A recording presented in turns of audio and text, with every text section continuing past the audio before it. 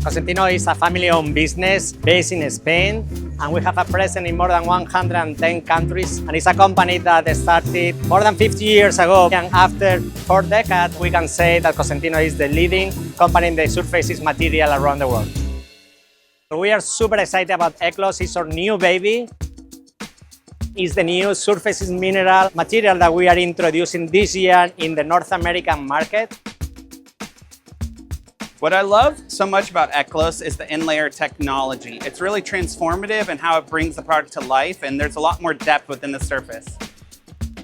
Éclos Eclectic Vein Collection contains zero silica, and it's composed of 50% recycled materials.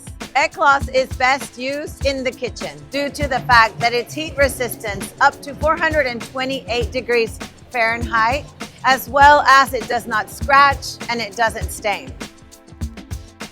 It's a fully sustainable product, and I think we have to be conscious about the products that we use within our home environments.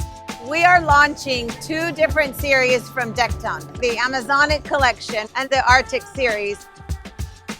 Oh my goodness, I'm so excited about Amazonic because it is a very different product introduction for Cosentino. I also love the wood-like texture. It looks good, but it also feels good. When you get to feel this product, you will feel the grains. It has a very natural look, and I love that it can have a vertical or horizontal application. So you can use it on flooring, you can use it on wall cladding, indoors and outdoors. You can just take your pot, put it on the countertop, serve from it, and not have to worry about anything damaging your product.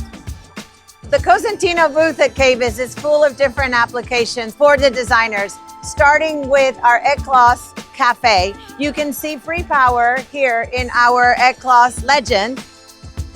In the bathroom, you see the shower walls of Decton. You can remodel your entire bathroom using Decton and Silestone.